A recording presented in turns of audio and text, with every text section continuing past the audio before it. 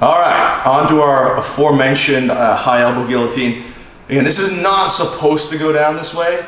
If it happens, it's going to be because you time a bad shot or you block a bad shot on your opponent's part, or it could just be, frankly, matches can be grueling and you get really tired and you get really desperate and you do stupid shit. I do it all the time. Like when I'm tired and I'm rolling, I do dumb crap because I've got 8 or 9 years of bad programming before I started learning like proper conceptual jiu-jitsu. So you could be facing a really good opponent and they're just gonna put themselves in a position that they would know better than. So if we're here and Rory does a really obvious shot and I'm just able to block him, like jam him at the shoulders, underhook him, get my hips back, this is the scenario where I'm gonna go high elbow. It's kind of just rotate. It's pretty similar to our front headlock style attack, where because I'm threatening something else. Right now I've got the chin strap and I've got the underhook, so he needs to worry about me like a cement mixer or cow. Basically he needs to worry about me spinning him down this way. So the sort of the wrestling answer is to drive through, right?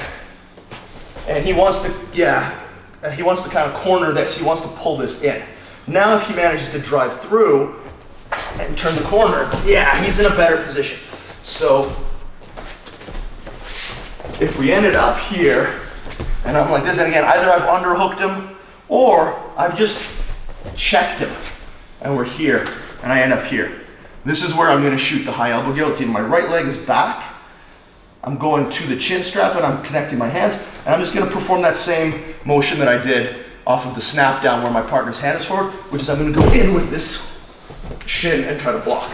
So let's go through that once, like sort of close to real speed. So it's like a bad shot, I block and I hook, and then we go. All right, so anytime I create any separation between this shoulder, this arm, and my body, I can throw that high elbow guillotine on and get pretty good results. Again, it's not supposed to happen. If somebody shoots properly on you and gets a good hand fight, penetration step, gets the angle, turns the corner, you're not supposed to be able to finish on this because there's no way to rotate your elbow over the shoulder while you're dealing with someone making this angle going towards your back.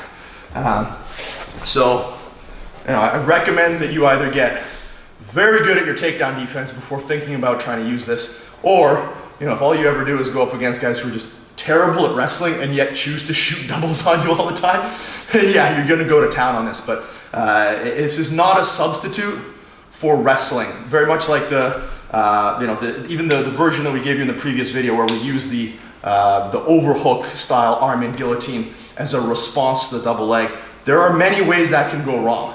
There's only 1 or 2 ways it can go right. So using the guillotine as a response to the double leg is, again, I'm not saying you should build your stand-up game around this. If you have to, here's how it can work, but get better at either defensive wrestling, pulling guard, counter wrestling, whatever you want to call it. Your guillotine can be part of that. But if you're just expecting to wrap people's necks up and finish them when they shoot, and that's the only approach you're going to take, once you get to a certain level of takedown artist, wrestler, whatever you want to call them, you're going to run into a lot of trouble. So I just want to give you that warning.